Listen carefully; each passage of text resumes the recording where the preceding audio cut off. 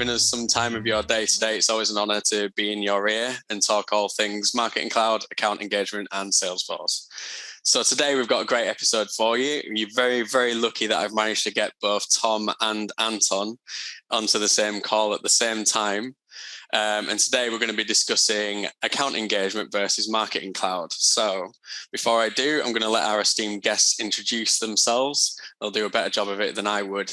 So Anton, what do you have to say for yourself, buddy? How would you introduce yourself to all the listeners? Well, I guess my official title is Head of Technical Services here at MarCloud. But I guess the reason I'm on this call is that I've been a consultant in marketing automation for nearly 10 years now. Seems like a very long time in a lot of different platforms, and I finally settled on the platform of choice for me, which is Marketing Cloud. So I'm here to discuss everything Marketing Cloud and how that compares with account engagement. Really looking forward to this discussion. We talk about it sort of offline a lot. We obviously, every time there's a new feature set and everything like that, we do talk a lot in the teams. I talk a lot with Tom, who is our other guest. Sorry to spoiler alert. And we talk a lot about offline, and I think this is going to be a great discussion. So I'm really happy to be here. Cool, awesome. And Tom, for those of the listeners that don't know who you are, how would you describe yourself? I am founder and CEO of MarCloud. I've been a Pardot consultant for about 7 years, I'd say. So I know the system quite well. I have quite a big background in MAP systems from a Salesforce perspective. Have the Marketing Cloud certification, although I don't profess to be an expert, and not as much as Anton. And we have lots of good discussions about how we would use Pardot versus Marketing Cloud, which is why I think this is going to be a really good episode. It's going to be good. We do have a lot of those discussions, but I thought it was about time that we had this discussion in front of everybody. So let the sparks fly, as it were. So to start off with, the history of Salesforce and Marketing Cloud and Pardot is quite an interesting one. So just so we can set the scene and set that foundation, Tom, how did this all come about, and how did Salesforce get their hands on Marketing Cloud and Pardot? Yeah, so it's partly by accident. From an acquisition perspective, it was ExactTarget that acquired Pardot in 2012. And then only a year later, in 2013, that's when Salesforce purchased Marketing Cloud, ExactTarget as it was known then, and which is why for a number of years, you'd see references to ExactTarget throughout the Marketing Cloud platform. And a lot of people weren't too sure about where they were going with the platform, why they had Pardot versus Marketing Cloud. And there was a lot of tours and events that Salesforce would put on, and they would talk very heavily about this tool, Marketing Cloud, that they've purchased and all these amazing things that they're doing with. But there was this huge community within Pardot where they weren't too sure either about what was going to happen, because essentially both systems were, messaging MAP platforms, both with their own sort of USPs and different ways of using them. But over the years, they've kind of developed the platforms and given them a kind of different path, which is what we're going to explore today, and how they are quite different and serve different purposes. I think you alluded to ExactTarget is still referenced. Anton, am I right in thinking that ExactTarget is still in the URL, the login URL? That's correct. So the login URL for Marketing Cloud, or for those who've used it, is still ExactTarget URL. And it's one of those things. Obviously, that is the founding platform. It's a lot of other things now. Marketing Cloud has evolved. It's become bigger. There's been functionality added and whole components added to it. But the core component is still ExactTarget. Still, it's the core engine which it's built upon, and there's still reference to it here and there. It's fading away, but I at those sort of deep system level, that's the hardest place to kind of make those changes. So you're seeing it there, and it's a bit strange for people that are unfamiliar with the history. But yeah, you're logging into an ExactTarget URL for the reason. Cool. So in theory, then the one they wanted, that Salesforce wanted, was ExactTarget, and they got what is Pardot kind of by default, right? Yeah, exactly. Cool. Okay. So that brings us nicely onto the topic that keeps coming up time and time again, because whenever you speak to somebody out there who, why did you choose Pardot or why did you choose Marketing Cloud? I don't know if it is a myth, but why don't we start here? Because everybody seems to think like, okay, well, we're a B2B company and account engagement was the tool for B2B. Similarly, B2C company, Marketing Cloud is the only tool on Salesforce that's B2C. So B2B, Pardot, B2C, Marketing Cloud, is that as strict as that, or are there outliers to that rule? So why don't we start with you, Tom? Why do you think that is, and does that ring true? That's not the rule. That came from many years ago. That was how it was kind of sold. So even Salesforce themselves did typically, they didn't necessarily know how to sell Pardot against Marketing Cloud. It would always be Marketing Cloud is the powerful tool at that time. And that's where they went and said, this is our B2C tool. And it was very easy to differentiate the two by using those definitions. However, over the years, as the tools and platforms developed, for example, Pardot moved to Engagement Studio. It used to be a drip program, these little very basic kind of maps, if you like, if you want to call it that. It was very basic. And then it moved towards B2B marketing analytics once they acquired Tableau. So the platforms kind of developed further and further. So it no longer became B2B and B2C, and they shut the door on that at some point a couple of years ago. And then they moved to a model whereby they said, well, it's slightly different. It depends on your organizational structure. It depends on your needs and how you sell. With the definition now becoming Pardot is for high value, lower volume data, whereas Marketing Cloud would be on the flip side, where there'd be lots of different scenarios, which Anton can talk about, but typically that would be potentially lower value, but much higher volumes. You're talking about millions of data as opposed to, say, 100,000 or less, which Pardot would be very well suited to. Anton, do we agree with that analogy?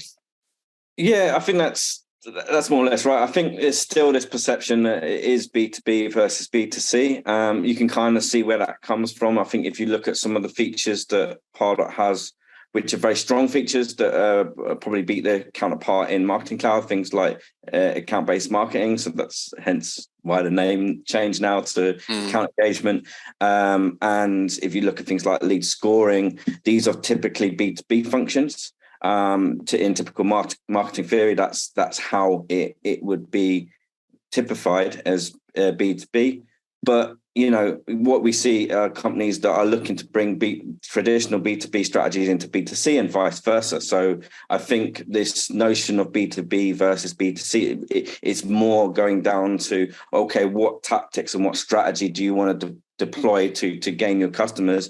Is it worth bringing in? Like, just because you're a B2C company doesn't mean that you don't have a long duration, long selling cycle, a long selling cycle, or just because you're B2B doesn't mean that you don't need a transactional component. So what you see is both platforms doing both things. And obviously they're both set up with strengths and weaknesses in both areas, but that's what we see now as a kind of blurring of the lines. So I don't necessarily see it as much of a battle between B2B and B2C. It's more of does this platform meet the needs of your strategy? And that strategy is typically a bit more of a hybrid strategy than a typical B2B, B2C as we would typically describe. So I think Salesforce has done very well to kind of evolve both platforms to sort of cater for both categories, really, if those categories really exist anymore. I think that in terms of marketing, I think that people doing more advanced marketing aren't thinking in those categories as much anymore. That's a good point. I think the whole thing with the name change as well, they're trying to make the whole Marketing Cloud stack a suite of products, aren't they, rather than its own product. So I guess they're trying to blur those lines. I mean, the obvious example of the lines being blurred is that you can use Pardot with Ad Studio, as long as you've got it set up correctly. What Ad Studio would be typically a Marketing Cloud product, it's now a product that can work with Pardot as well, right? Yeah. And from a strategic point of view, you touched on a really good point there, Anton, where blurring the lines might have been the intention, where you have Marketing Cloud as just this one encompassing name with all the components underneath it, including account engagement as it's now known, whereby you kind of just plug in the bits that you need. So previously, like you kind of mentioned, it was very much customer, you are in this particular industry or sector. So you are B2B or you are B2C. So we're telling you, you need Pardot or you need Marketing Cloud. And they've kind of flipped that model where they said, yes, the two systems can do similar things in some regard. There are differences, but now we're leading with, well, what does the customer want? And that is very much the ethos of Salesforce anyway. So it makes sense that they've positioned it in that way, because now you can kind of say, well, yeah, Pardot does service these needs, and you could use it, but maybe Marketing Cloud would do all these other fringe benefits that you didn't know about, and that could suit your strategy better. So that's a really, really cool point, I think, because it does make things feel a lot clearer as to why they've done X, Y, and Z. Just realised as well, for all the listeners, we were on this call before we started recording, and we made an agreement as to what we were going to call each product. And I've just realised that we've been referring to Pardot as Pardot instead of account engagement. We've sworn already.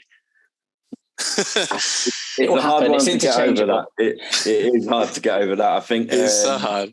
It is. I think it's happening slowly, but I think Pardot's such a distinct name as well. An easy one. It's kind of hard, but yeah, no, we should be better. It's account engagement. We've let you down, listeners. I'm so sorry. Yeah. We've failed already. Cool. Have we got any? So to that point, then I think we pretty much agree that it's a bit of a myth now. This whole B2C, B2B thing. It's not quite as simple as that. Do we have any examples of the clients that we've been working with that would kind of support that debunking? Not naming any names, but there was one in the US that I thought was quite interesting, and it was a property company. So they sold out spaces within apartments, and they sold them to individuals. So you'd expect that typically to be quite a B2C function, I guess. They're selling direct to consumer to rent out this space in luxury places like Los Angeles and New York and so on. And they used Pardot. And they used Pardot quite well. So they still used things like custom objects and integrations with Salesforce that made the journey better. But they used Pardot for the whole time because their predominant channel was email. And it worked well for them. And they reaped the benefits of engagement history. They could use B2B marketing analytics for reporting. And it made things a lot easier and clearer for them. But they didn't do any of the SMS or the app messaging and so on. So they used Pardot, and it was quite successful. We've got an example of an events company that used Pardot, and they switched to Marketing Cloud. I don't know if Anton wants to talk about that one or any other examples, but that was a weird one as well. Yeah, actually, one example I'd love to start with is a Pardot one, and then I'll go on to the Marketing Cloud one. So this is great because I did some consultancy in Pardot. They're a better consultant than our company that can do fantastic things with Pardot. But this is one that I really remember because it really opened my eyes to the Pardot's ability in terms of the more traditional B2C area. And that was a technology company. They were selling a technology product. Typically, you would sign up to that product and then you'd have a free trial. It would offer you some free scans of your system for security update, etc. And then so they had this process whereby what they were seeing were people dropping off, they'd get the free trial, but then they wouldn't complete it and they wouldn't complete the process. So essentially what we did is we used Pardot to facilitate prompting of the customer during that period of time. And this would typically be a much more transactional, interactional scenario, something that you would certainly Marketing Cloud could do quite easily. In Pardot, we managed to do this, but there are some good tools. There's good use of the API and things like this. But essentially, we were able to support new customers coming in, and then they're filling the trial up and also engaging and also getting feedback quite crucially back into Pardot and having that in the operational flow. So we have the engagement studios that were sending the right communication at the right time, and we saw a massive pickup in people completing the trial because it wasn't the easiest thing to do to complete this trial. There was some technical elements. So what they did is they were just giving people prompts, giving them nice emails with like, hey, this is what you should do now, making sure people weren't stuck in a step, making sure they weren't stuck and then forgetting about it. So really engage in it. So that is typically, I would say, a much more transactional, something that you would see in that Marketing Cloud sphere, and that was done by Pardot. And then in terms of the Marketing Cloud scenario, so this is something doing much more of a B2B function. So we have this events company, they got a huge amount of data, so got lots and lots of people. So Marketing Cloud is definitely the platform they want. However, they were really interested in looking at what people have done over periods of years and years. So what we were able to do with them was to create some quite clever dynamics within Marketing Cloud. And those of you who know Marketing Cloud know that it's a very powerful tool and very, very customizable. But what we were able to do is basically build a customization for them that would allow them to sort of auto create the kind of engagement, the granular engagement that they needed to see what events people had interacted with, what level of engagement they've had a year ago, 6 months ago, 3 months ago, and bring that into the flows that they were doing on the current day. So typically that's something that you would see in these B2B marketing automation platforms. So, not just account engagement, but also in other competitors like Eloqua and Marketo, etc. Typically, that's the function you would see in those traditional B2B platforms. We were able to do that in Marketing Cloud. So we were able to actually bring in these functions, which is looking at a very long sales cycle. So looking at 2 to 3 years even, and we're able to replicate that with some success in Marketing Cloud. It's not the only instance, but that's the one where I really think it was something we were doing, which wasn't out of the Marketing Cloud playbook, but Marketing Cloud was an adaptable enough platform that we could actually do that. There's quite a few instances there that you touched on, volumes of data model, etc. So I think this is probably a really good point to talk about that, because the key difference for me, and it's not the only difference, but one of the biggest differences between account engagement and Marketing Cloud for me is the data model. So Anton, do you want to just explain to us the concept of the Marketing Cloud model and how that differs to account engagement? Yeah, sure. So I guess as many years ago, I was an academic, and we used to teach basic database theory. And for anyone that's sat in a computer science classroom and done your basic database modules, you'll be very familiar with what Marketing Cloud has to offer, because essentially what we're looking at is a relational database model. Which is essentially a series of tables. And the way I like to describe the tables are like sheets in a typical Excel document, right? So you've got different sheets. So each one is a flat sheet. It's got columns and rows. But the difference is, in other systems, you would just have like one sheet and you have to put everything in it, or maybe 2 or 3 sheets, and they're linked together. But in Marketing Cloud, you can really have as many as you want, and they can all be linked into a structure, so into a relational structure. So I could talk about primary and foreign keys and how these relationships work. But the key thing is that it's a data model that you can build powerful data structures, hence the term structured data, it's often referred as, which can then be used to model your data in a way that reduces redundancy. And what that means is you don't have to create massive amounts of data to facilitate your needs. You can create a data model that only collects the data when it's needed and then can be related to various objects. So what that means is that if you have a contact, that this is the person you're actually sending the email or you're sending your SMS message to, what you can do is you can use that contact. They're linked to by various other tables. So you think of various other sheets on your spreadsheet, and you can pull that data in and use it as and when you need it. It's not just there in this big table that is just going to be really hard to read and really hard to process as well, because it's just going to bust your processing. It's going to take a long time. So it's a really efficient model. It's very tried and tested. So these structures have been around since the 70s, I believe, if my recollection of history is right. But they've been around for ages. They're very tried and tested. They are very, very fast. It's another thing, Marketing Cloud. I was saying we were doing a training call actually with a client the other day, and we were just using some testing data. So it was like 10 records in that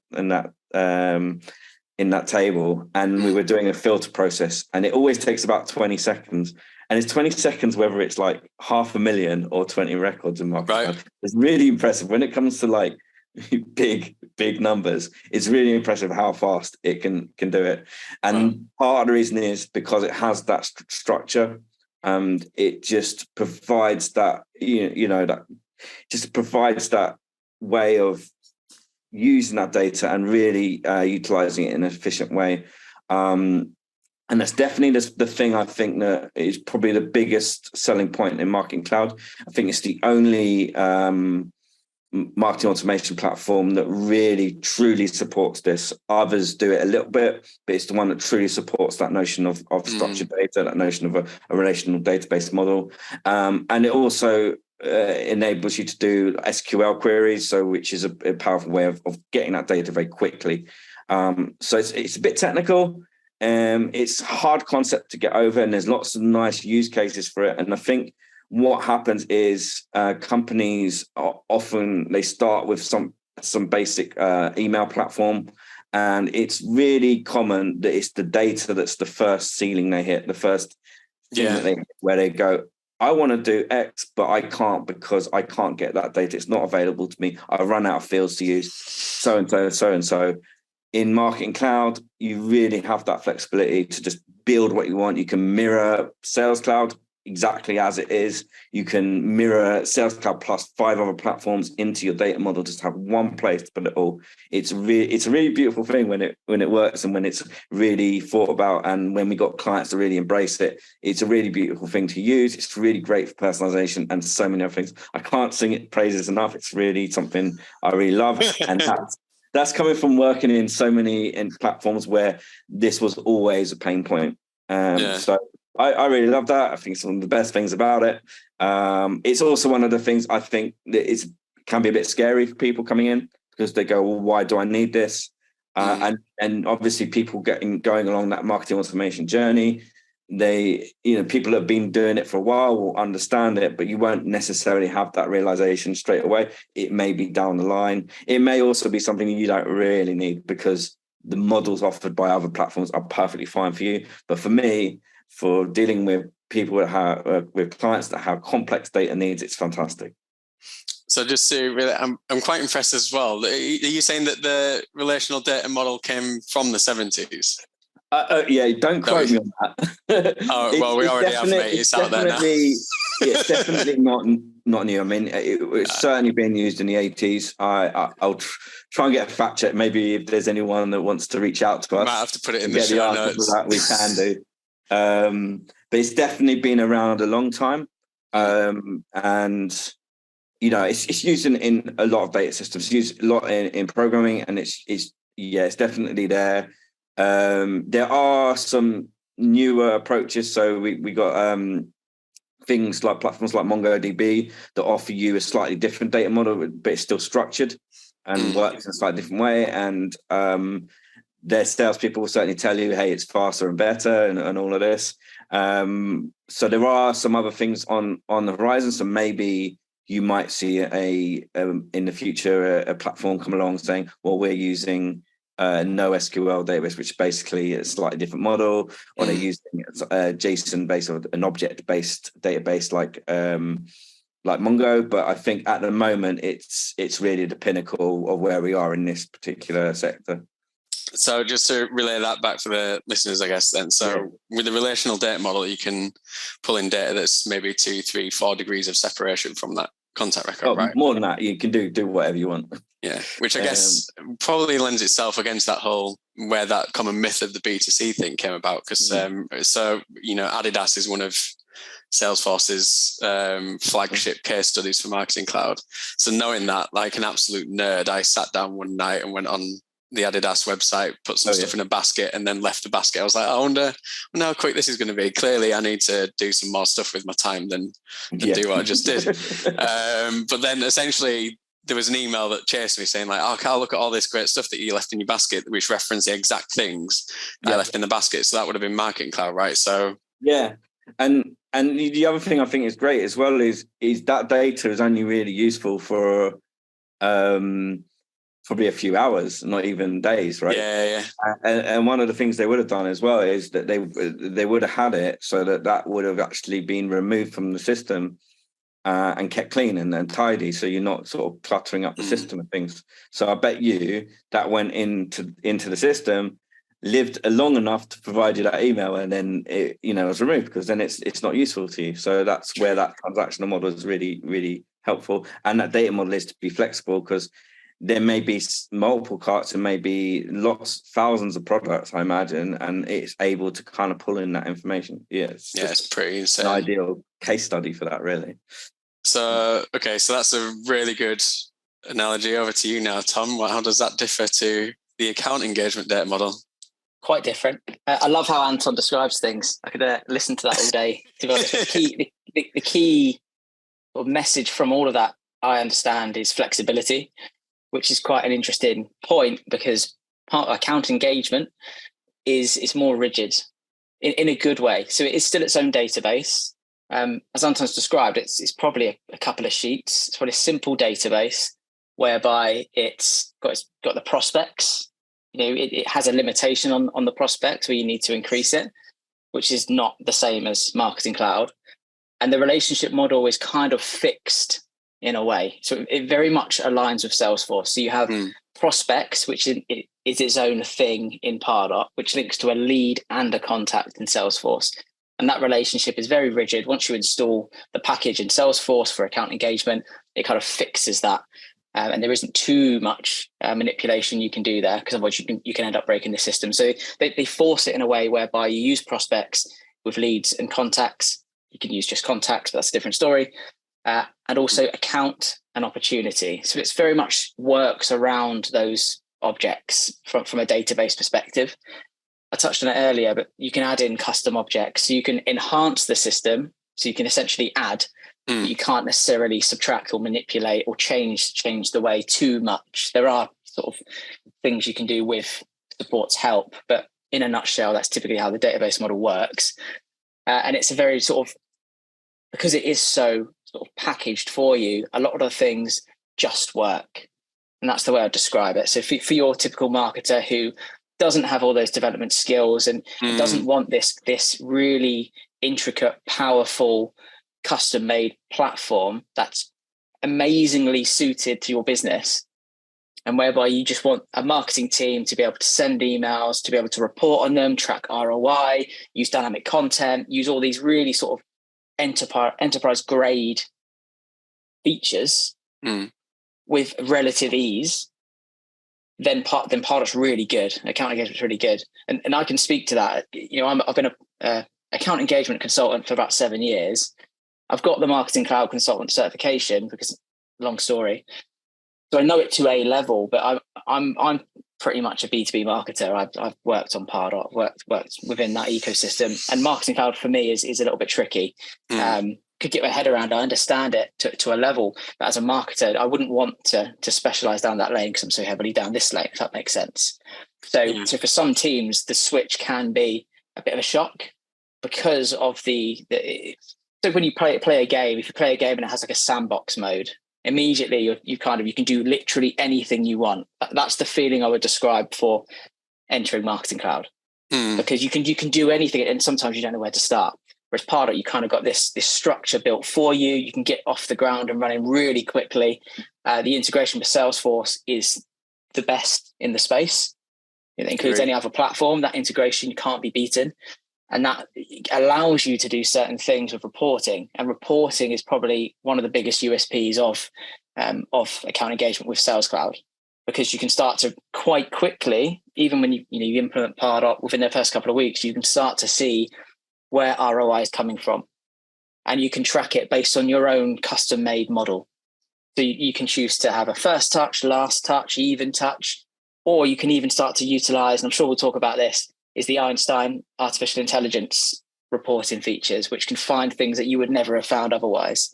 And because of Salesforce's acquisition of Tableau, you're now getting all of the powers of these deep analytics and amazing tools that come with Pardot as standard.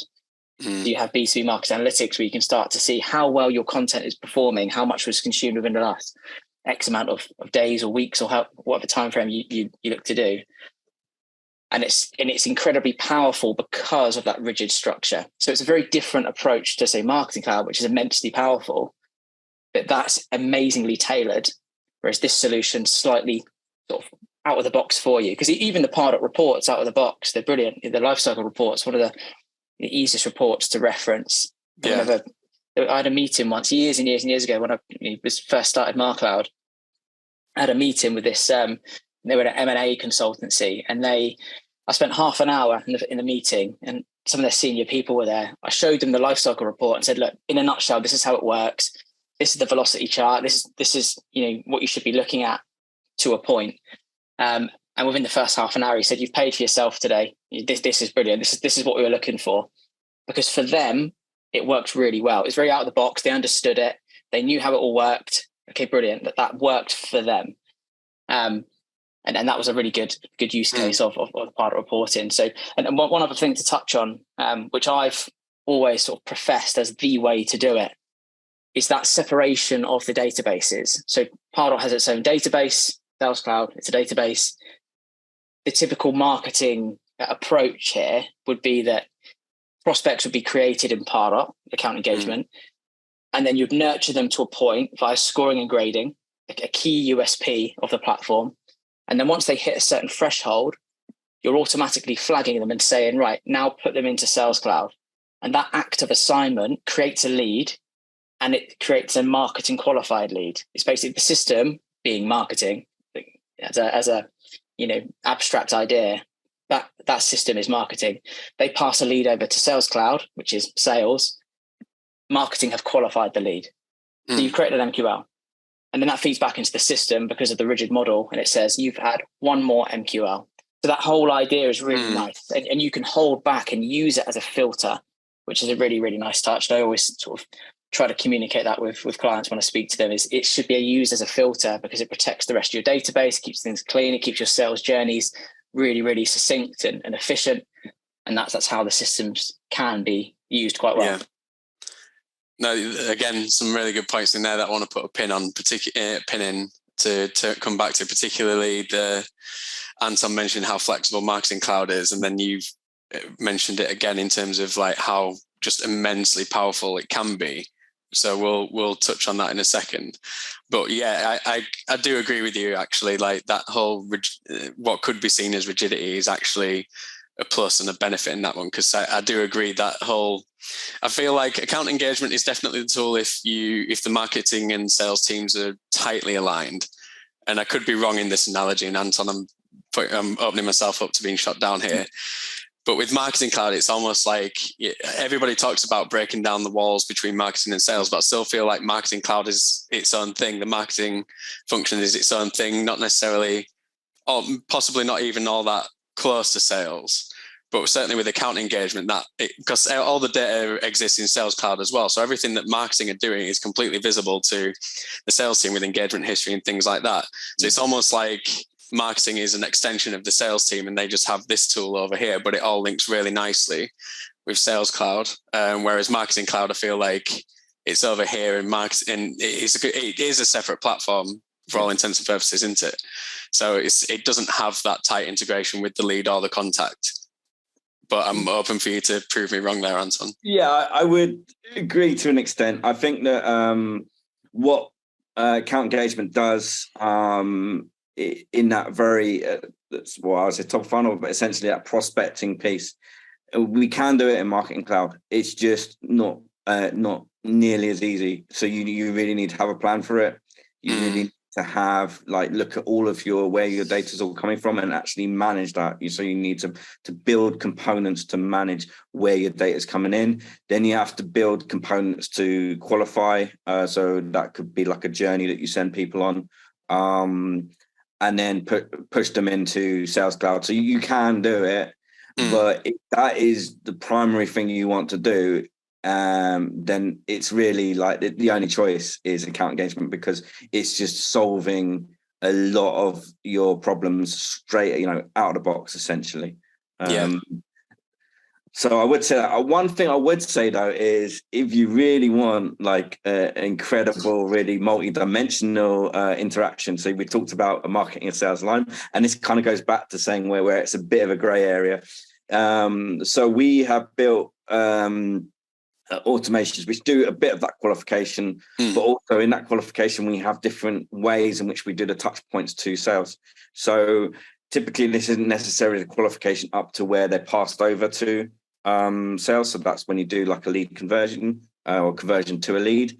But between creating a lead and doing the lead conversion, what we can do in Marketing Cloud, we've got some tools which probably actually go beyond account engagement. So things like being able to create a task or create an instance of a custom object in Sales Cloud itself directly from Marketing Cloud is a massive thing. So there's the journey builder where we can add an action step where we can edit pretty much anything in Sales Cloud. So that power is definitely there. But again, with power comes responsibility. Oh, it's just quote. It's Spider-Man. Yeah. I think that's the first Spider-Man quote I've had on these podcasts. It's always going to come. It was just a matter of when. Like, I don't know how far we are into the podcast, but you slipped it in there. Well done, Anton. Yeah, I mean, look, for ambitious teams and for teams that like me just want to do like really cool stuff and just like have these incredible flows and like to really kind of use the technology. That interaction is fantastic. So that is enabled through the module that connects Sales Cloud to Marketing Cloud Connect. So that those features are amazing. So I would say that there's some amazing features that go even beyond what account engagement have. But I totally agree with Tom as an overall, the way in which Pardot sort of locks you down, provides you with it's ready to go, really. I mean, it's still a bit of work, but it's basically ready to go, where you can go and do the prospecting, you can do the lead qualification. For those scenarios, and you combine into that the tools to do the qualification, like the lead scoring, if that is your primary objective, then account engagement, I think I said Pardot again earlier. It's all good. Apologize for that. But account engagement is your tool, but that's not to say you can't do it with Marketing Cloud. It's just more of a task and more of maintenance, like a manual maintenance to kind of keep it going. The payoff would be, if you were using Marketing Cloud, is potentially there's some tools there at the end of the day that you can use, which go even beyond where the kind of lockdown model that account engagement has wouldn't be able to do for you. But it would be a journey to get there. You would definitely need to be confident in your own team's abilities, to be able to do that. But we have seen clients do that, and it's a massive success for them. Cool. It's worth mentioning as well that some customers do have both. Yeah, and it's a rarer case that you come across, but it is possible, and it can be quite effective for those that do have the budget to do so. But those instances are a perfect example of where Sales Cloud is the single view of the customer. So Sales Cloud is the hub, it's the CRM, it's the central piece keeping everything together. Where some departments might be using Pardot, where their organizational structure might be, just as Anton alluded to, which is the lead generation part of the business, and they use Pardot and they're using scoring and grading and using all these different tools to get the leads in. And then once they're in, that's when you can start to push them out to different areas of Marketing Cloud. So it might be Ad Studio, like that Pardot to Ad Studio demo that we did. Or it could be that you actually have some SMS campaigns that you want to do to invite them to an event, that type of thing. So there are ways where you can actually create a really nice sort of journey from lead or net new leads, marketing qualified leads, through to Marketing Cloud. You can use different components within the platform there. And again, it just leans into Anton's idea of flexibility of Marketing Cloud, which can support any sort of model you like. So you could plug Pardot on the front to have the lead generation aspect, or you can build it in Marketing Cloud. It's up to you and how you manage it. It really is kind of dependent on the customer, which again, the very first idea we talked about, Salesforce creating products that really align with what you need as a customer, as opposed to saying you need to buy this because you're B2B and this because you're B2C. So it explains a lot just through talking. Definitely. I think if I can relay an example back to you, which I think is the same customer, but I actually think they've demonstrated why Marketing Cloud and why account engagement as a data model So see if you agree. But last year we were speaking to somebody who was looking at account engagement, but they wanted, one of the key things that they wanted to be able to do was reference, like if somebody had ordered something over here on a third-party system, it's like an e-commerce type system, but then they wanted the ability to say, okay, well, if they've got like, if they've used 80% of their allowance kind of thing, then they want an email to go out of the door to say, okay, Tom, you're pretty much 20% away from your capacity. Why don't you consider buying extra stuff, right?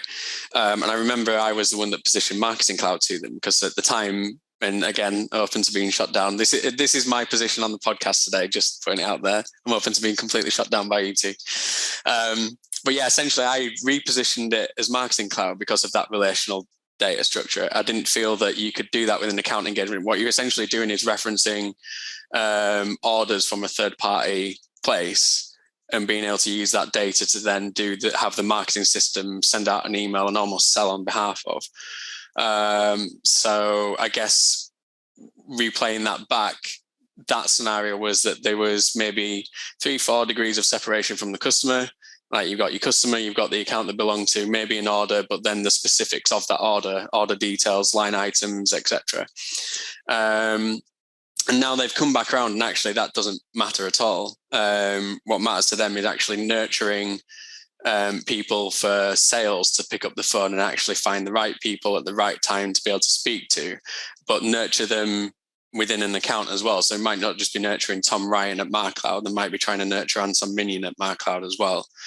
So again, what we're doing there is we're talking to them about account engagement because that's a better fit. With those two examples, even though it's the same customer and they've kind of switched the requirements, would those two examples pretty much say which one's the better solution for which scenario? Yeah, I mean, again, it's about the customer's objective and what they need and what they want the most. It can be achieved in both systems, of course, as we would have different solutions for each system. Pardot's a lot more powerful now than it was. You can use things like external activities. We can pull those in, and external actions. So you could put in that particular 80% trigger and say, right, now put them on a journey to say, you're 20% X, Y, and Z, whatever information you want to send them. So it is completely possible and completely doable with that platform. Initially, when you first started speaking, I'm sure Anton would agree, it did sound along the lines of Marketing Cloud with the relationship structure. And that's, I guess, the first place our mind goes to is what is the data suggesting, and what does it align better with? With Marketing Cloud, you can always use Marketing Cloud, in my opinion, because it's so flexible, you can build it to it. But is there a use case for account engagement? So yeah, it's interesting. Obviously, as consultants, we need to know more, Carl. But just from an initial point of view, either platform would work with different solutions for each, which is it's an interesting use case. I must point out actually that at the time of suggesting Marketing Cloud, external activities were the thing, but external actions wasn't. So yes, I do need to point out that you can do that with account engagement now. But yeah, would that be one of the first things that you two would sit down like to try and if you had somebody come to you and it was completely blank, it was a clean slate. Did I see that? A clean slate. Yeah, I thought it said green slate. Clean slate. And they said, right, okay, we don't know which platform we're going to go for. Would that be one of the first things that you hone in on? What's the data, where you're pulling the data from, etc.? So I'll take this one.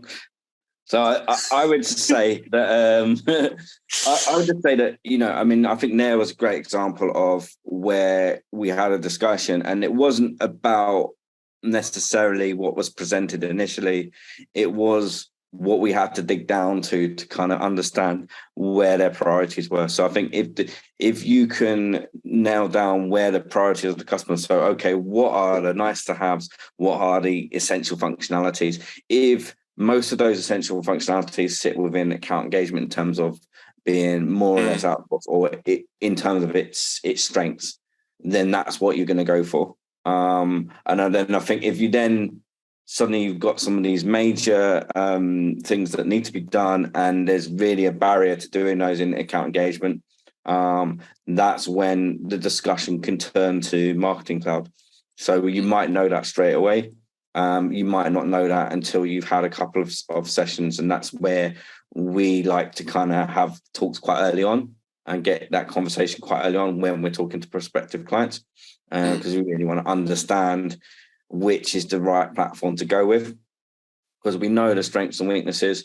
We know that almost invariably there's going to be some compromise that's going to be made to say, okay, well, we recommend that you go with account engagement, but you need to know that this one use case that you have is going to be harder to do in that platform, but it's weighed against the 3 or 4 the other ones you're going to do. You do work with the platform. So I would say would be typically the case. We do get some clients that are just like, yeah, you're definitely account engagement or you're definitely marketing cloud, because your primary use case is just you're just going to make your life easy, doing this platform over the other platform.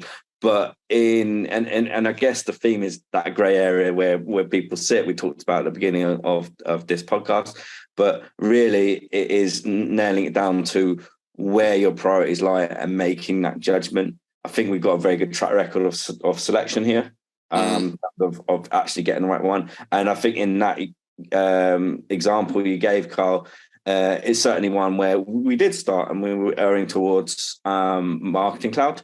But yeah, as you get to talk more, as you look into the other platform, which is key, which is Sales Cloud, as you go and you actually talk to people on the ground who are actually using the platform, the different teams. So you may only talk to one team initially, and then when you talk to additional teams, you get a bigger picture. But really, it comes down to it. And there's always that third option of getting both. And obviously that really works as well for some clients. So obviously there's budgetary reasons why you may not do that, but it's certainly that they are 2 platforms that can be absolutely complementary to each other. The ideal scenario is you have both in a lot of cases, but again, you have to justify that with the use cases that you have, with the future use cases that you may have. It's not a clear picture, but I would say, in terms of our process that we go through, it's very much trying to find out where it's going to be what's going to be the platform that is going to solve the most of your key problems in the most efficient way, and provide you with that ability to expand upon that. That's a fair point. I think we'll leave the data side. I know we can talk about that for ages, and I know it's definitely a subject of yours, Anton. So I think we've covered that bit, unless there's anything striking that we haven't before I move the conversation on. But do you think we've done a good enough job there of talking about the data model between the two? I hope so, yeah. No, I think we have. Look, you can go into that into fine detail. There's certain components with it, and you didn't go into like making assets, how it supports your asset builds and things like that. But yeah, I think that as long as people understand the marketing cloud, or the takeaway I'd like people to have is that the marketing clouds are much more flexible, can more likely mirror third-party data coming in. It can mirror your Sales Cloud instance a lot more effectively, whilst account engagement is more rigid, but with rigidity becomes consistency and efficiency of its own, and makes things a lot more straightforward. And I think a lot of clients, when it comes down to it, should take the simplicity option. It's just a better option overall. So I think that if those are the 2 takeaways, that's what I would like people to take from that conversation. Which brings me nicely onto the next topic, actually. So, Tom, we talked about rigidity, but I kind of don't want to use them because it's almost like structure. Structure. We'll go with structure. It's much more structured. And people might be asking, okay, well, why would we not go with the more flexible system, right? Flexibility obviously brings about more benefits.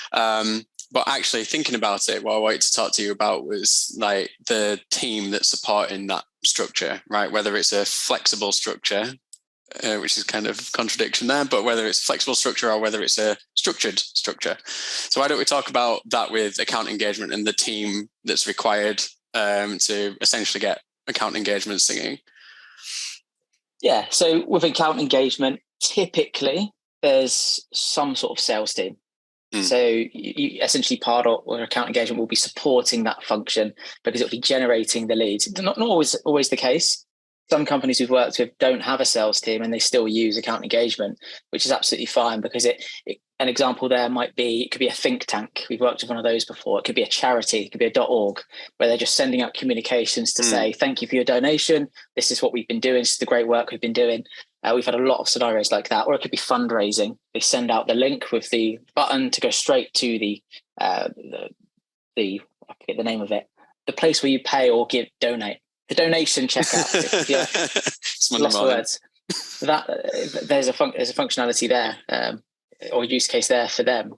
So it's easier to get up and running with account engagement. So with a marketing team, we had one in particular where they had pretty much no technical skills at all. Events company, but they're amazing at creative. So their big focus is creative, beautiful email design, and all they want is to send those out, to send them invites to an event that they're promoting. So in that case, the team structure is very much marketing team who are very creative and a sales team to then pick up their leads. And then they might lean on us for the technical setup and set up this journey and engagement studio, that type of thing. So the team structure can be small. It can be quite small teams, and you can still run it quite well. You can set it up, automate it, and kind of not forget about it. You don't really want to forget about anything you set up automated, but you can just not touch it for a while and then just kind of dip in every month, every 3 months, depending on the use case, and kind of enhance it as you go. But the key point here is it's not necessarily compulsory to have any sort of development expertise for account engagement. Once the system's set up, and Salesforce will always sell the platform with a partner so they can implement it for you. Once it's set up, off you go. Send emails, whether it's via the drag and drop function in Sales Cloud, or maybe you have purchased a template and you want to just copy and paste the code in. You can do that too, but off you go basically. Whereas over to Anton for a different story on the Marketing Cloud side. I was going to say, because I feel like that's another key difference between the two, right? So account engagement, just to sum up, you don't need that particular development skill set to make Pardot effective, do you? Not at all. No. It's obviously with both platforms, it's helpful. If you know JavaScript, you're definitely going to enhance the experience, but it's not necessary. So Anton, how does that differ to Marketing Cloud? I think, to not beat around the bush, you are definitely going to get the most out of the platform if you have either an in-house developer, a good partner to work with, or at least marketing people who are technically minded, so that they can embrace the platform. I do think it is just a little bit more of a burden on your team in Marketing Cloud, and that just comes with the flexibility that it offers. So we talked a lot about data and data structures. If you don't have someone that can understand that and how it works and how to make, actually design your data to suit your use cases, and understand how it can be used and why it needs to be used in that way, then you're going to miss out on a lot of functionality.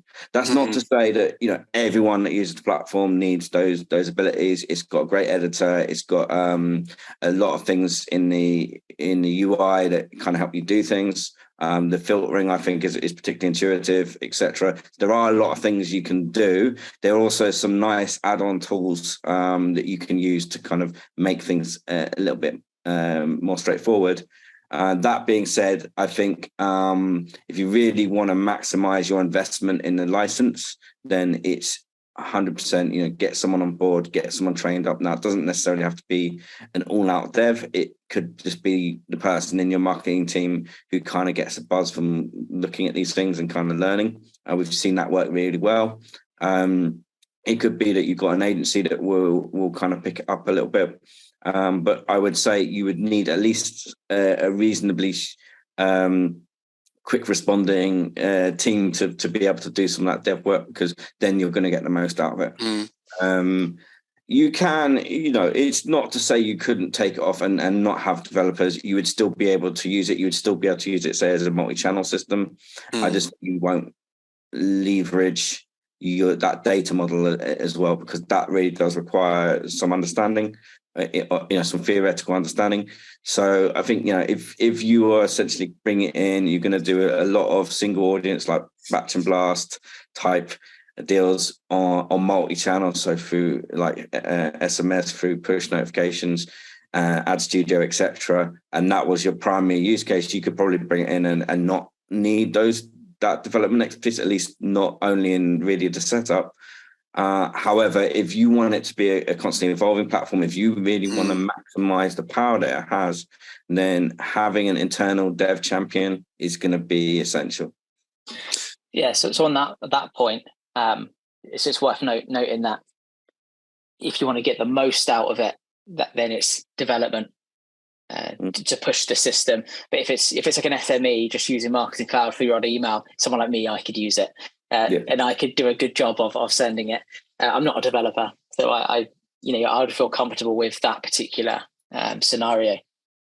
Yeah, and you're absolutely right, Tom. It's not that you 100% need it. You really don't know it. You can use it out of the box. But again, it goes back to that alignment to your use cases. If your use cases happen to be ones that can be facilitated by Marketing Cloud, maybe you have more data than Pardot would be happy with.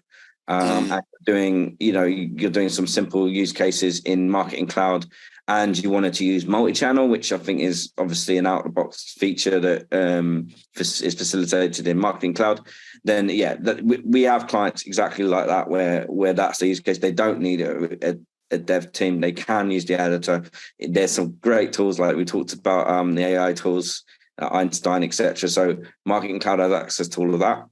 So there are some really good and quite advanced things you can do, but you would be leaving this whole chunk of functionality. You would essentially just be there and no one would be using it unless you really had that dev champion. So that's what I'm saying. There is definitely use cases where it would be all right and you wouldn't need those, but I think probably more typically you'd want to have a dev person because you'd want to be using those additional functionalities that you get. Yeah, and off the back of that, sorry, Carl, there's a really key piece of advice there for customers and potential customers when working out which platform is right for them. So there's work that they can do on their side, because sometimes customers will go to Salesforce and say, look, I need to do this basic thing. And they're not thinking 2, 3, 4, 5 steps ahead. And they're not thinking about the business as a whole. Where are we actually going? Are we expanding into different regions whereby we need business units? Are we, going to be doing really intricate stuff with the checkout? And are we going to be doing like different, SMS campaigns alongside different journeys and really complicated marketing campaigns? If they're thinking only one step ahead, it might lead them down the wrong tool. I think this kind of ties in with our earlier points around when we advise people, we sort of say, like, what's your end goal? What are your solutions? And we're asking the right questions. Or sometimes if they don't have a partner to sort of hold their hand through it, they can sort of look at their feet, so to speak, whereby they're making decisions about today's current pain point as opposed to in the future, and then when they scale the system up.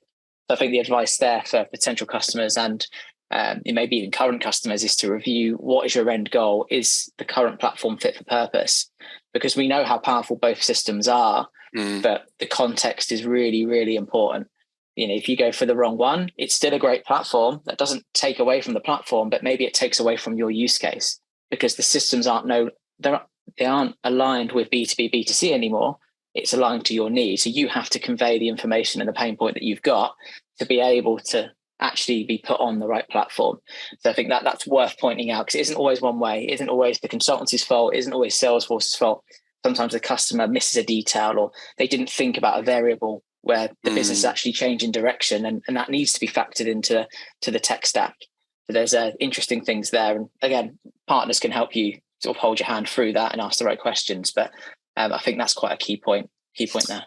Yeah, definitely. And I would add to that as well that it depends on how complex you want to make things, right? Because like with account engagement, you can make account engagement complex if you really wanted to.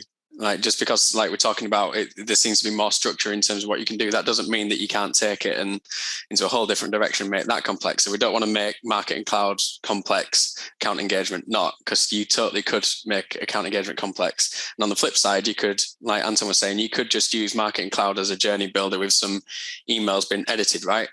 I think one advice I would also give to clients out there, customers, anyone listening to this as well, is that the more complex you go, I think there is no kind of ceiling with Marketing Cloud in terms of complexity. Like the good thing about account engagement is you do have a little bit because of the structure of it all. So it kind of keeps you in check a little bit. But with Marketing Cloud, if you, we did a review a while back where I think they literally did copy the data model of the entire Salesforce org, which was like something daft like 50 objects or 40 objects or something like that. When you're looking at the data model, you couldn't make head and the tail of it. So I think when you do that, you then start to require more skill set to come in. So if you take it in this direction and build it into this complex beast, then you are going to have someone with SQL experience to be able to make sense of this whole data model. Or, there's one thing that isn't mentioned as well. There's AmpScript, which is like Marketing Cloud's proprietary coding language as well. If you want to get like really complex and technical and pull in all this kind of stuff, then there's AmpScript there. But the point is, I think Marketing Cloud can be simple as well. It's just think about that complexity and how complex you want to make it, and just bear in mind that somebody has to make that work, whether it's us as a partner, whether it's an in-house person that you have to employ. If you go down that route and you go too far down that route, somebody has to do it. Yeah, it reminds me of a contact form submission we had a couple of years ago, and it was something along the lines of they were ranting about Pardot, and they were saying, "Well, it's not marketing automation if it doesn't write the emails for me." and that for me just kind of summarized, how there is still people behind the systems. It's not just automated and then it's all done. There is work and auditing and the work that goes into these structures and enhancing the platforms. People basically drive the systems, and that always stuck with me because I thought it was funny. I thought it was okay. So you kind of click a button and the marketing's done for the company. It's complete. It's interesting. Are we proposing a GPT integration for those guys? Even that wouldn't work for them. Even that wouldn't work. I mean, even I've got thoughts on AI, but let's not go there. That we'll put a pin in that one, and that's a whole other podcast episode entirely. Maybe the Christmas one. Maybe we send everybody on the Christmas break and just tell everybody about AI, a deep topic. But yeah, I just wanted to make that point that it could be as simple as complex. But again, with great complexity comes great need for skill set. I don't think I've used a Spider-Man quote as well as you, Anton, but never mind. Cool. And you mentioned as well, Tom, about that whole business unit structure and going global and things like that. Both systems do actually use business units, right? But I'm right in saying that they couldn't be more different to their use case of a business unit. Yeah, the easiest way to summarize them is account engagements, business units hierarchy is flat. You don't have business units underneath. You don't have like child business units or parent business units, which Marketing Cloud does.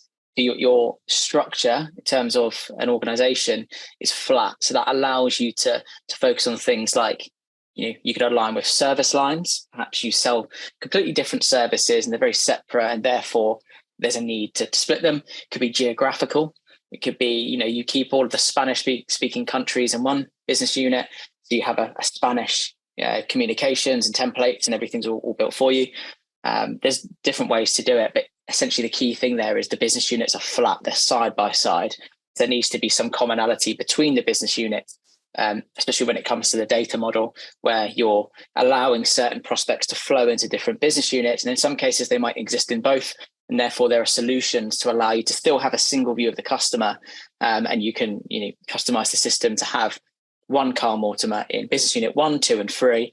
And all of the information is stored in one place in Sales Cloud. So salesperson goes to the record. I know what this team over here are doing. And I know what this team has sent him, so I'm not going to call him because he's already received X amount of communications from X or Y teams.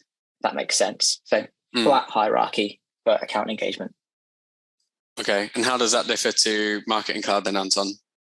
Well, in Marketing Cloud, as alluded to, it's not flat, it's hierarchical, which essentially means that you have a parent business unit, and underneath that parent, you have what you call child business units, which have a parent-child relationship, and that can go on. So you can have a child of a child, etc. And then, and what it allows you to do is essentially have a central place that has access. So the parent will have access to all of the data and all of the assets that the child business units have, but it essentially can dictate what those child units can see and use, and also it can determine what is shared and what isn't.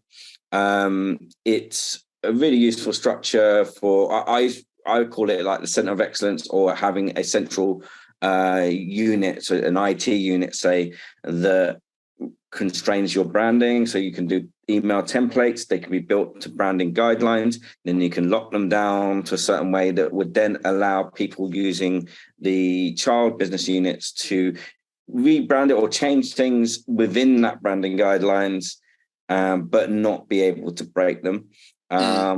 It's also your primary mechanism for creating a sandbox. So Marketing Cloud doesn't have a sandbox per se, but what you can do is you can create a business unit that is like your testing business unit. Then you can push some real data in there, or you can allow it to see some real data, some real assets.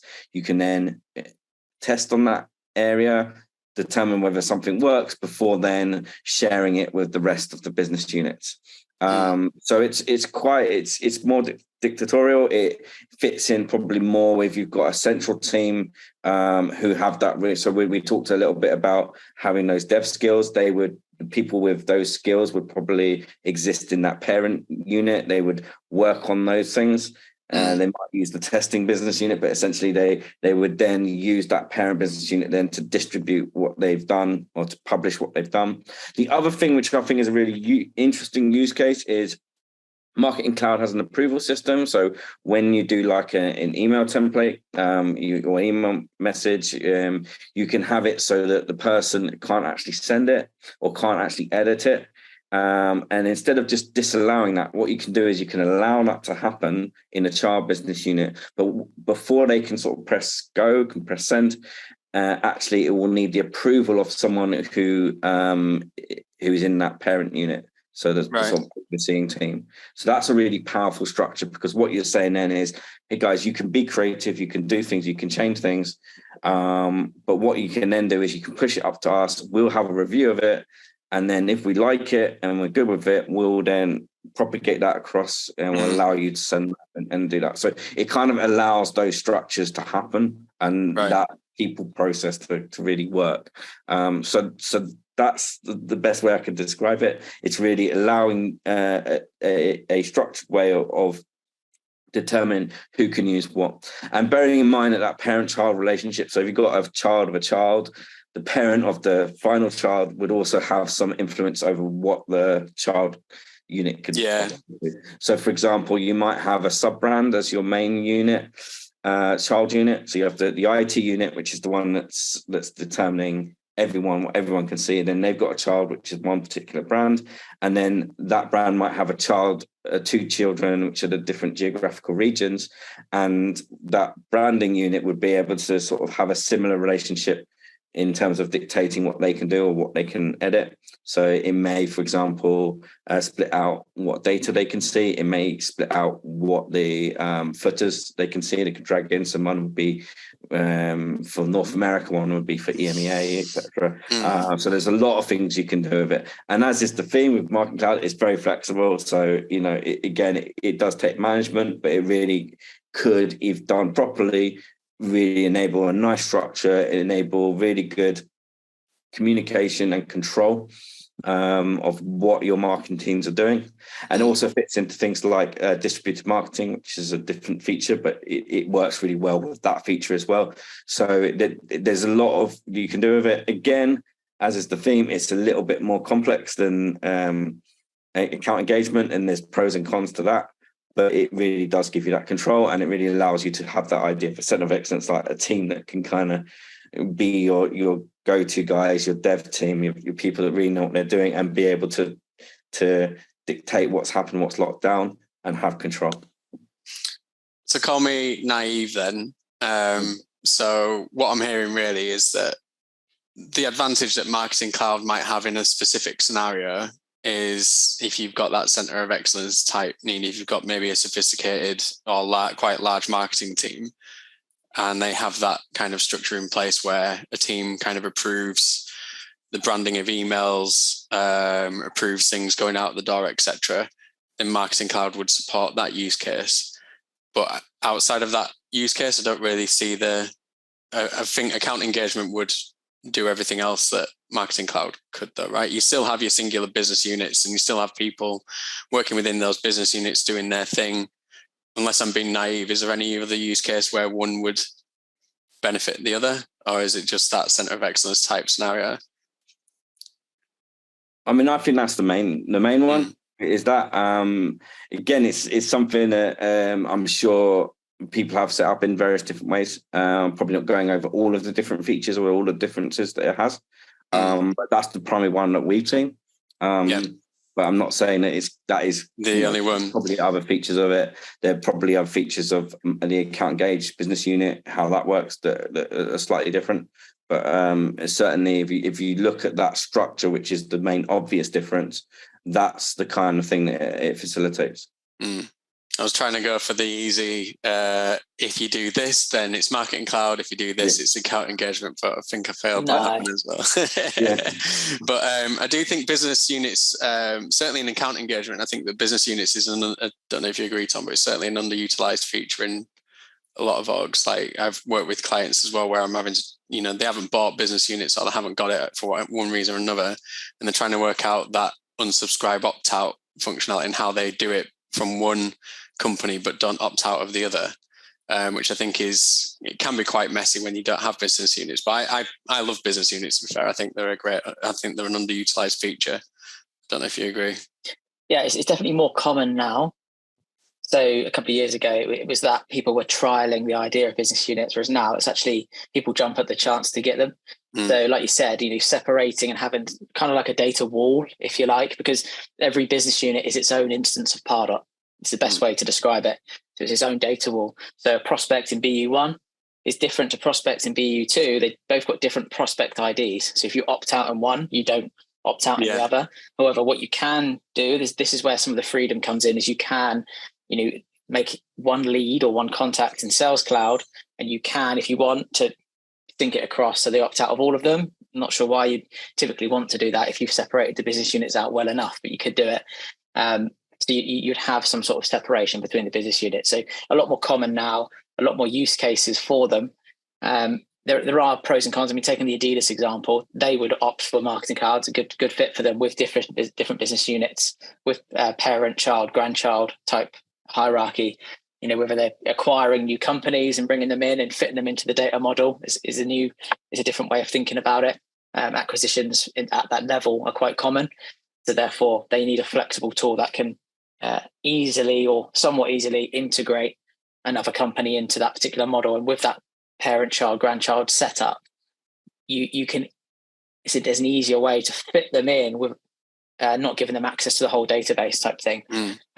Or similarly, from an account engagement perspective, you acquire a company, you can fit them into another business unit and keep them out of the way.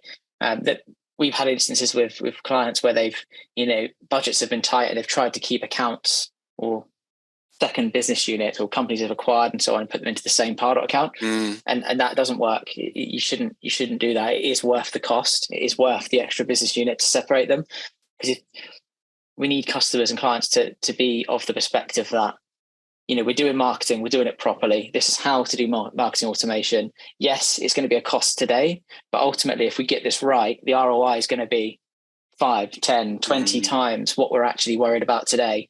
So let's just focus on what actually matters, see the end goal, and then actually build our structure properly, because that's where you get the efficiencies and that's where you get the better reports. And that's where everything's a lot more clear. So clarity is the goal. And if you have clarity, it's a lot easier to sell.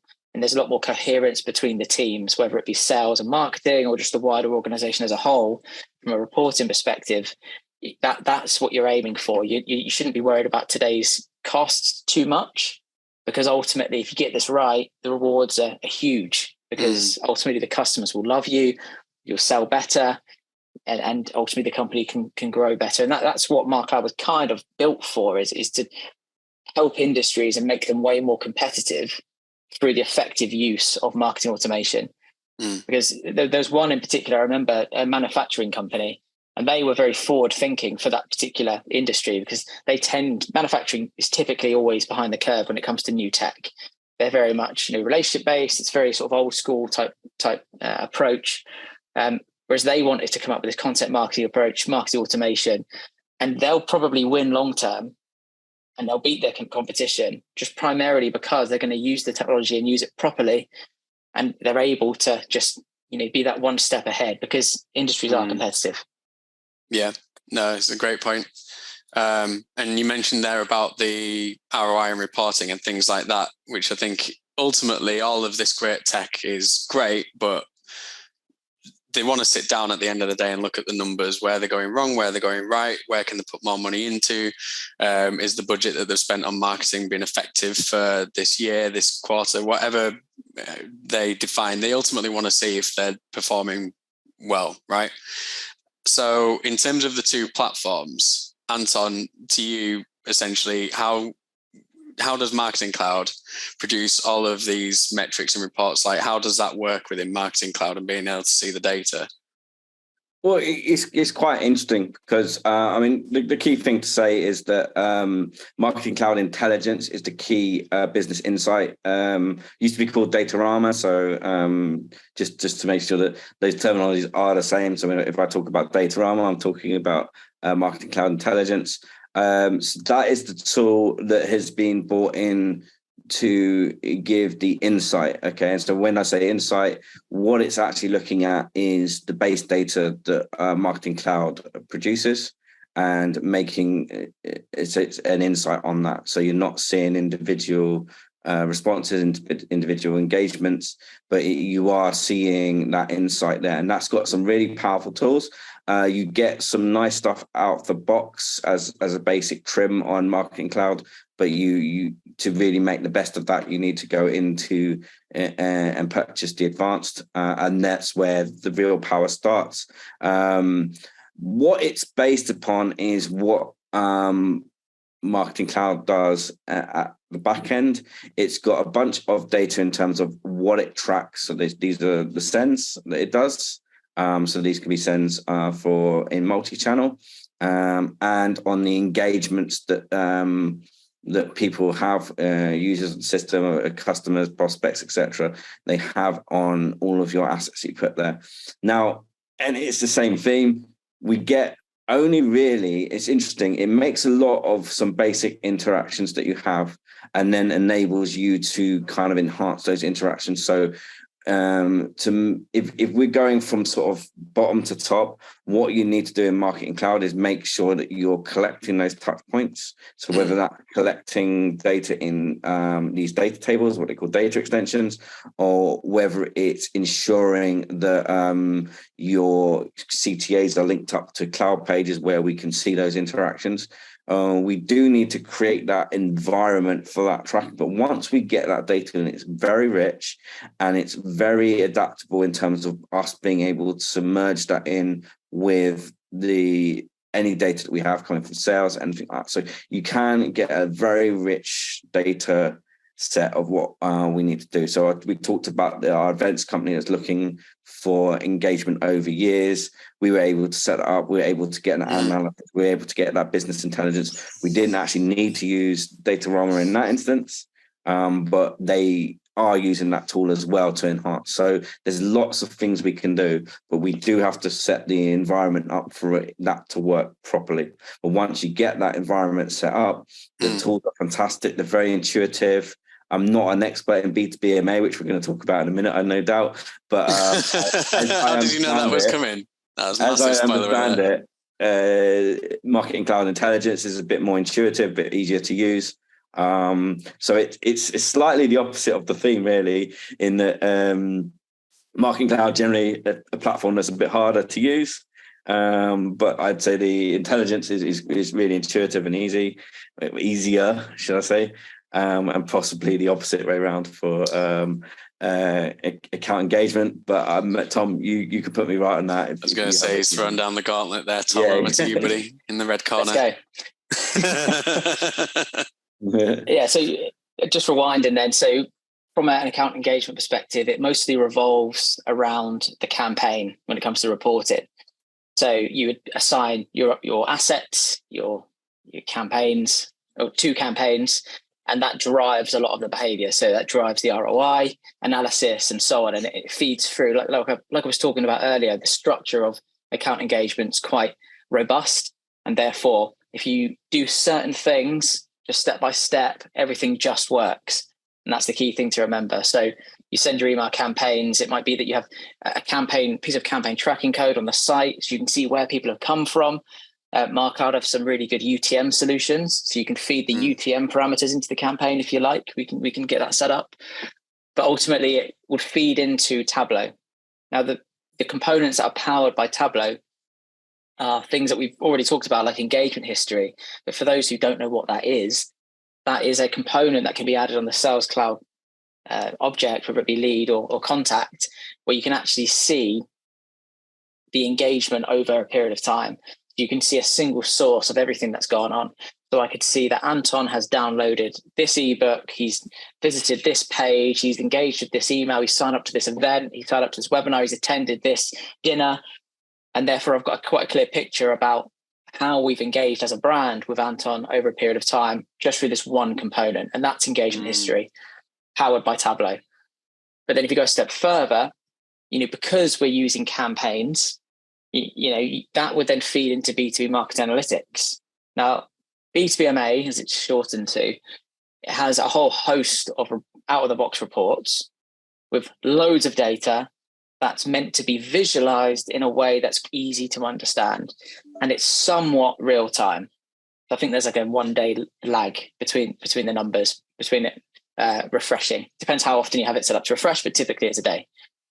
So what that means is when you go to your board meetings or your, whichever internal meeting that you have where you're highlighting performance over a period of time, it's actually very easy to do so.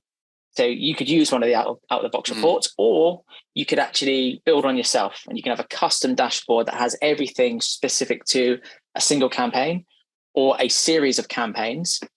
And a really good example we have of this, not going too much into the campaign side of things, but an example will be an education company in the US. Now, they were very, very well developed as a company in California. They had high growth potential in the rest of the US, and an untapped market completely was, Europe, or the rest of the world, they called it.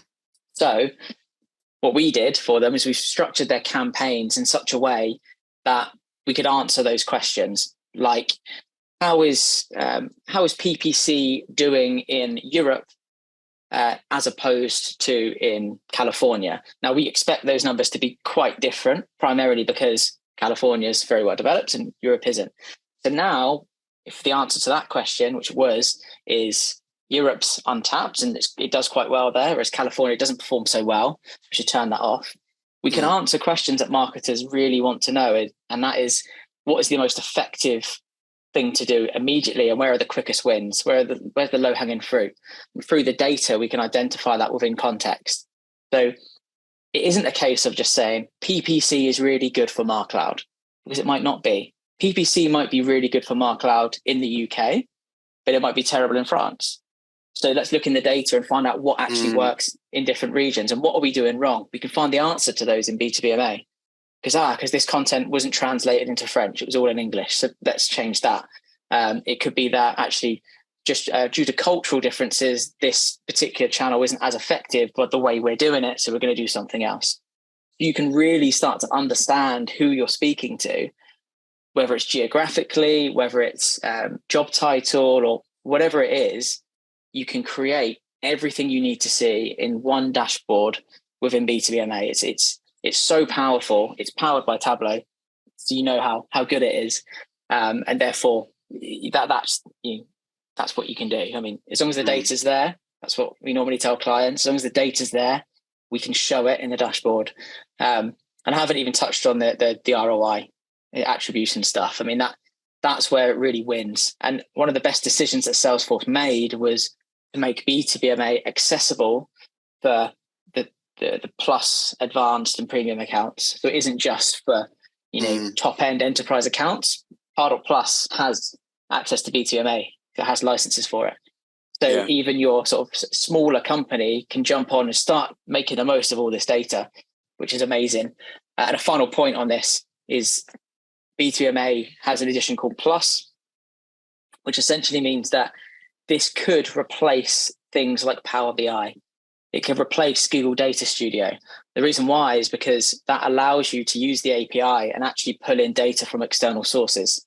So whether it's AWS, SAP, any other platform that you're using that supports your business, like enterprise grade stuff, you can pull that data into B2BMA and then create different dashboards off the back of it. And there's loads of like nice like map versions of reports and loads of different like templates you can use to sort of surface this data, all within B2BMA. So it's a really good tool. And you know, going back to the point around the robustness of the structure of account engagement, it feeds in amazing. This is where you really sort of start to respect and want that kind of structure. It's because then it feeds in so amazingly to this. Obviously, there's the alternative for Marketing Cloud where it goes into intelligence and it looks great, but this is account engagement's answer to that, and it's really good. It is really good. So again, both solutions are great, but it's the different ways of doing it. I feel like this to you is what relational databases is to Anton. Maybe I just know less.